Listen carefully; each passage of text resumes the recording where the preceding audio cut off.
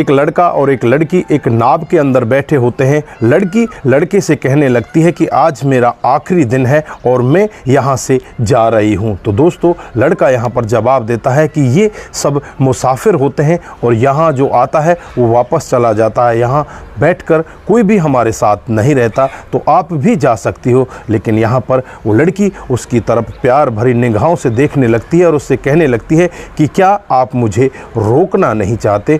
दोस्तों बड़ी ही रोचक कहानी है, बड़ी ही इमोशनल कहानी। अगर आप भी पूरी कहानी के बारे में जानना चाहते हैं तो वीडियो को जरा सा भी स्किप ना करें, लास्ट तक वीडियो को जरूर देखें। तो आगे बढ़ने से पहले हमारी वही रिक्वेस्ट कि जो हमारे चैनल के साथ नए हैं कृपया करके चैनल को फॉलो कर लीजिए, बेल आइकन को जरूर प्रेस करिए जिससे कि हमारा हौसला बढ़ता रहे। नमस्कार, जय हिंद। आप देख रहे हैं APH न्यूज़ राहुल रावत के साथ। तो दोस्तों आज की जो हकीकत की घटना आपको बताने जा रहा हूं ये उत्तर प्रदेश के बागपत जिले की है।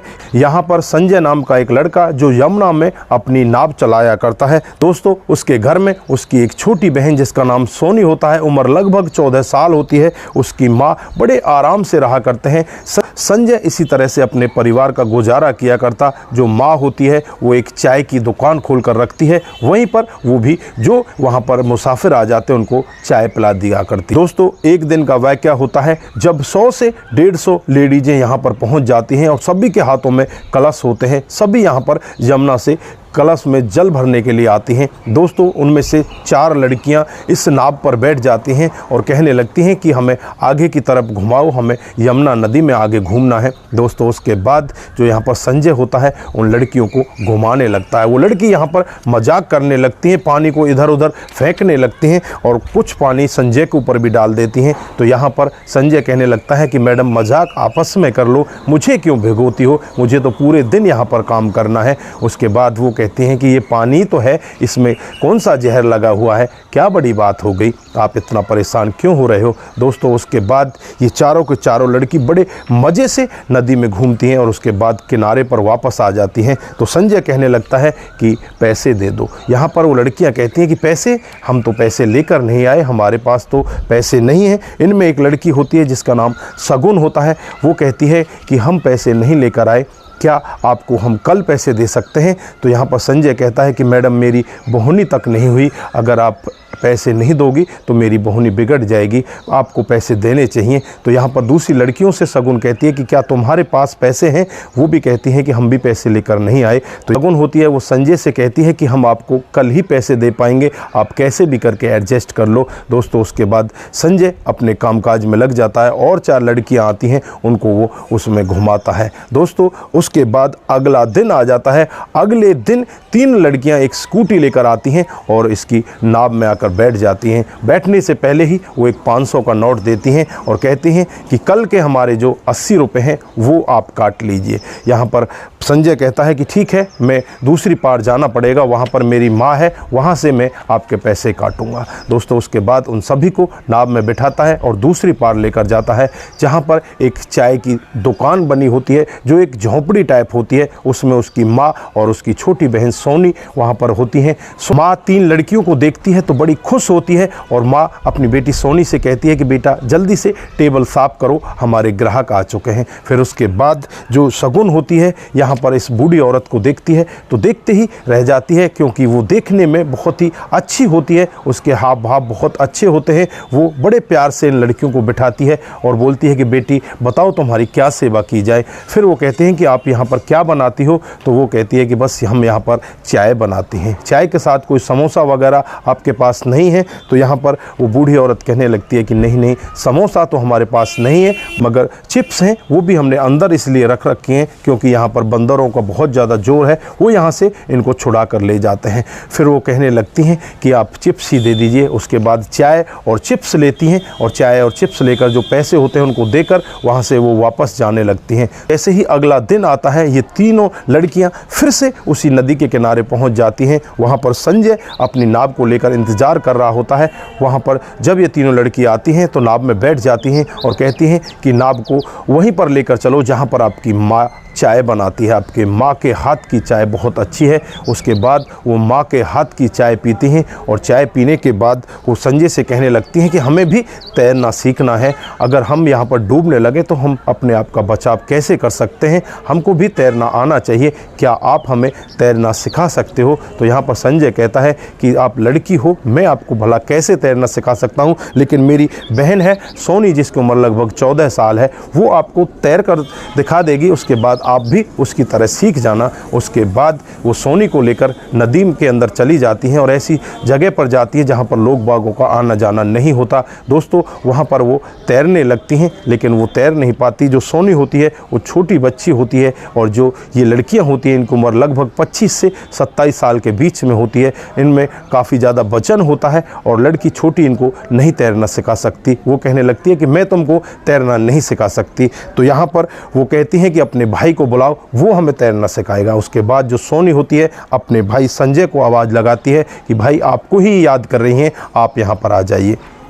दोस्तों उसके बाद संजय वहाँ पर मना करता है कि मैडम मैं कैसे आपको सिखा सकता हूँ, आप लड़की हो। तो यहाँ पर जो शगुन होती है वो कहती है कि आप टेंशन ना करो, आप हमें सिखाओ, हम आपको इसके बदले में पैसे भी देंगे। दोस्तों उसके बाद जो संजय होता है वो भी नदी के अंदर घुस जाता है और इधर जो शगुन होती है वो तैरने के लिए कहती है, लेकिन संजय उनको हाथ तक नहीं लगा पाता। फिर उसके बाद जो शगुन होती है खुद संजय के हाथों को अपनी पीठ पर लगाती है और कहती है कि मुझे तैरना सिखाओ। और जो दो लड़कियां होती हैं वो यहाँ पर हंसने लगती हैं और कहने लगती हैं कि तू तैरना सीख रही है या डांस करना सीख रही है। दोस्तों उसके बाद संजय इनको सिखाने लगता है। तीनों लड़कियों को बारी बारी से संजय सिखाता है, थोड़ा थोड़ा ये सीखने लगती हैं। दोस्तों उसके बाद शाम को जब ये जाने लगती हैं तो यहाँ पर बूढ़ी औरत होती है, उससे कहती हैं कि आंटी आपका बहुत बहुत धन्यवाद, आपके बेटे ने हमें तैरना भी सिखाया है। हम बहुत अच्छे से तो नहीं लेकिन कुछ ना कुछ तो हम तैरना सीख गए हैं और फिर हम दोबारा कल आएंगे। दोस्तों उसके बाद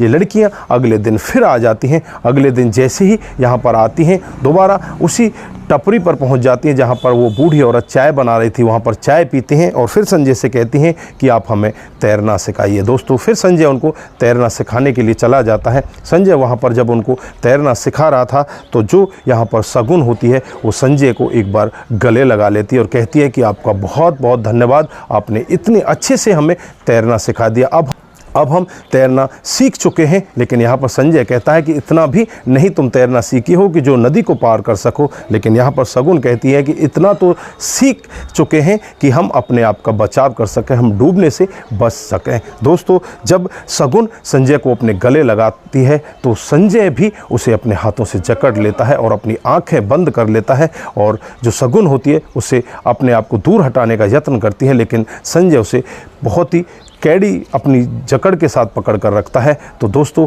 यहाँ पर जो शगुन होती है उसकी तरफ देखती है तो उसकी आंखें बंद होती हैं, वो सोचने लगती है कि पता नहीं ये किस चक्कर में आ गया है। उसके बाद उसे अलग किया जाता है और उसकी तरफ जो शगुन होती है वो मुस्कुराने लगती है। दोस्तों संजय का भी दिमाग अब बदलने लगता है, संजय को भी लगने लगता है कि यार ये पता नहीं तुझे क्या हो रहा है, ये लड़की तेरे बहुत ही ज़्यादा करीब आती जा रही है। दोस्तों उसके बाद ये लोग जब वहाँ से जाने लगते हैं तो उन लोगों को 1000 रुपये देने लगते हैं और कहने लगते हैं कि ये लो संजय आपका इनाम है, आपने हमें तैरना सिखाया। लेकिन यहाँ पर जो संजय की माँ होती है और संजय होता है वो सब के सब लोग इनसे मना कर देते हैं, हम आपसे इस तरह पैसे नहीं ले सकते, आपने नाव में घूमने का पैसा दिया है, आपने चाय पीने का पैसा दिया है, सामान खाने का पैसा दिया, लेकिन इस तरह से आपको तैराकी सिखाने का हम आपसे कोई पैसा नहीं ले सकते और आप तो पैसा भी बहुत ज़्यादा दे रही हो। लेकिन यहाँ पर शगुन कहने लगती है कि आपका हक बनता है, आपने हमें टाइम निकाल कर तैराना सिखाया है तो आपको पैसे ले लेने चाहिए। लेकिन यहाँ पर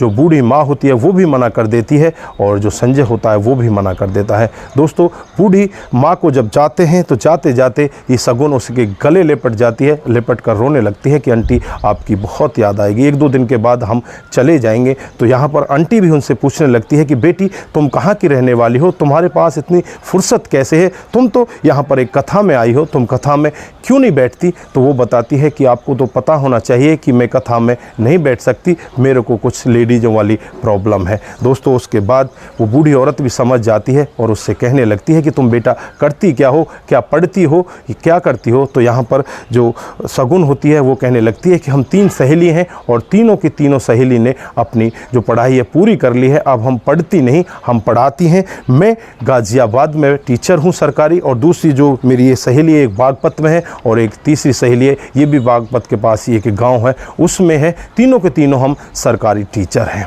दोस्तों यहाँ पर जो शगुन होती है इस तरह का वाक्य कहती है, माँ भी उनकी तरफ देखती रहती है। उसके बाद ये यहाँ से विदा ले लेते हैं और तीनों की तीनों लड़कियाँ वापस अपनी स्कूटी पर बैठकर अपने घर चली जाती हैं। दोस्तों 4 दिनों तक ये वापस नहीं आती और 4 दिनों के बाद यहाँ पर फिर से बहुत बड़ी भीड़ आती है। जो लोग यहाँ से कलशों में जल भर कर ले गए थे वो वापस कलशों को यहीं पर खिलाने के लिए आते हैं।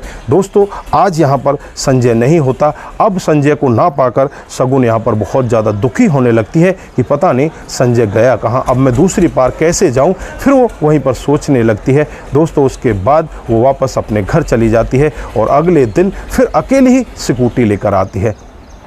दोस्तों वहाँ पर संजय मिल जाता है। संजय के साथ नाव में बैठ जाती है और उससे कहने लगती है कि आज मेरा आखिरी दिन है और आज मैं यहाँ से जाना चाहती हूँ। तो यहाँ पर संजय कहने लगता है कि मुसाफिर यहाँ पर कौन रुकता है, जो यहाँ पर आता है वो वापस ही चला जाता है। लेकिन यहाँ पर जो शगुन होती है वो कहने लगती है कि मैं यहाँ से जाना नहीं चाहती, मैं तुम्हारे साथ रहना चाहती हूँ, मैं तुमसे प्यार करना चाहती हूँ, तुमसे शादी करना चाहती हूँ। दोस्तों संजय जब इस तरह का वाक्य सुनता है तो पैरों तले मानो ज़मीन ही खिसक गई। उसे तो ऐसा लगा कि जैसे तूने उचक कर आसमान को छीन लिया हो। दोस्तों वो कहने लगता है कि मैडम भला ऐसे कैसे हो सकता है, आप तो एक चांद के बराबर हो और मैं तो एक धूल के बराबर हूँ, मेरा और आपका मिलन कैसे हो सकता है? आप पढ़ी लिखी हो, एक टीचर हो और मैं यहाँ पर 100-200 रुपये कमाने वाला एक नाविक हूँ, नाव को चलाने वाला हूँ, आपका मेरा मिलन कैसे होगा? तो यहाँ पर जो शगुन होती है वो कहने लगती है कि क्या मैं आपको अच्छी नहीं लगती? तो संजय कहता है कि मैडम ऐसा कैसे हो सकता है, आप मेरे को अच्छी ना लगो, आप तो मेरे को प्राणों से भी प्यारी हो। अगर ऐसा हो जाता है तो यमुना मैया की सौगंध, मैं आपको कभी भी दुखी नहीं होने दूंगा, मैं आपको हमेशा ही खुश रखूंगा। दोस्तों उसके बाद जो नदी का दूसरा किनारा आ जाता है, बातों ही बातों में फिर ये दोनों वहीं पर पहुंच जाते हैं जहां पर संजय की माँ और बहन होती है और यहाँ से भी वो उनसे विदा लेती है और कहती है कि मैं जल्द ही वापस आऊँगी। यहाँ पर जो माँ होती है उसके गले लिपट कर शगुन रोने लगती है। इधर जो सोनी होती है उसको भी गले लगा लेती है और रोते हुए जाते हुए कहने लगती है कि मैं जल्द ही वापस आऊँगी। दोस्तों उसके बाद संजय उसे दूसरी पार तक छोड़कर आ जाता है और यहाँ पर जो शगुन होती है वो अपनी स्कूटी लेकर यहाँ से चली जाती है। दोस्तों ऐसे ही धीरे धीरे समय बीतता रहता है। जो संजय होता है अब वो ख्यालों में खोता रहता है, वो यही सोचता है कि कब शगुन आए और कब मैं उसके साथ बातचीत करूं। यहाँ पर वो ये भी गलती कर देता है, उसका मोबाइल नंबर तक भी नहीं लेता, उनके पास कोई भी उसका कॉन्टैक्ट नंबर नहीं होता। दोस्तों 4 महीने के बाद अचानक ही वहाँ पर एक गाड़ी आकर रुकती है और गाड़ी में जो शगुन होती है उसकी दोनों सहेली और शगुन के मम्मी पापा होते हैं। दोस्तों यहाँ पर संजय को जब शगुन कहती है कि ये मेरे मम्मी पापा हैं तो संजय उनके पैरों की तरफ हाथ लगाता है और उन सबको अपनी नाव में बिठाकर वहीं पर लेकर जाता है जहाँ पर इसकी माँ और बहन होती हैं। दोस्तों यहाँ पर जो शगुन के माता पिता होते हैं इस संजय की माँ से बातचीत करते हैं और कहते हैं कि आप लोग कैसे हो। तो यहाँ पर जो संजय की माँ होती है वो कहने लगती है कि हम लोग कैसे हैं, हम लोग तो बस गुजारा कर रहे हैं, लेकिन आपकी बेटी की हमें बहुत याद आती है, आपकी बेटी बहुत ही अच्छी है और ये हमारे साथ 5 से 7 दिन रहकर गई थी, लेकिन 5 से 7 दिन में इसने हमारे दिल में बहुत बड़ी जगह बना ली है। दोस्तों यहाँ पर जो शगुन के पिता होते हैं वो कहने लगते हैं कि मैं अगर आपको अपनी बेटी को सौंप दूं या मैं ये कहूं कि अपनी बेटी का रिश्ता आपके बेटे के साथ मैं कर दूं तो आपको क्या मंजूर होगा। दोस्तों यहाँ पर वो बूढ़ी औरत अपनी आंखों में आंसू भर लाती है और कहने लगती है कि साहब आप मजाक तो नहीं कर रहे। यहाँ पर जो शगुन के पिताजी होते हैं वो कहने लगते हैं कि मैं मजाक नहीं कर रहा, मैं हकीकत में ही अपनी बेटी शगुन का शगुन लेकर आया हूँ और मैं आपकी अनुमति चाहता हूँ। मैं चाहता हूँ कि आप अनुमति दें और उसके बाद मैं इन दोनों की शादी बड़े अच्छे अच्छे से कर दूं। हमारे पास धन दौलत की कोई कमी नहीं है। मैं यही चाहता हूं कि हमारी बेटी अच्छे से रहे, खुश रहे, और हमारी बेटी की खुशी आपके साथ है। आपको देखकर ये बहुत ज़्यादा खुश हो जाती है। मेरी बेटी भी टीचर है, बहुत अच्छे पैसे कमाती है। दोस्तों, उसके बाद यहाँ पर जो माँ होती है बहुत ज़्यादा राज़ी हो जाती है। जो शगुन होती है, संजय की छोटी बहन होती है सोनी, उसे गले लगा लेती है। सोनी भी कहने लगती है कि भाभी आप बहुत अच्छी है। दोस्तों, उसके बाद कुछ ही दिनों के बाद इनकी शादी तय कर दी जाती है। बड़ी ही धूमधाम से इनकी शादी होती है। साल 2019 में इनकी शादी होती है। दोस्तों, साल 2019 से आज साल 2024 आ गया है और ये पूरा का पूरा परिवार बड़े अच्छे से एक ही साथ रहते हैं और आज भी ये बड़े अच्छे से खुशीपूर्वक अपने परिवार के साथ रह रहे हैं। तो दोस्तों, ये थी आज की हकीकत की कहानी। तो आप लोगों को कैसी लगी? अगर आपको जरा सी भी प्रभावित करती है, जरा सी भी अच्छी लगती है, तो दोस्तों के साथ ज़रूर शेयर करके जाएं। दोस्तों, आपका एक शेयर हमें आगे बढ़ाता है और हमारे अंदर इतना हौसला बढ़ता है कि हम अच्छी अच्छी कहानियाँ आपके साथ लेकर फिर से हाजिर होते रहें। तो दोस्तों, आप जहाँ भी रहें अपना ख्याल रखें, अपने परिवार का ख्याल रखें, अपने रिश्तों का विशेष ध्यान रखें। नमस्कार, जय हिंद,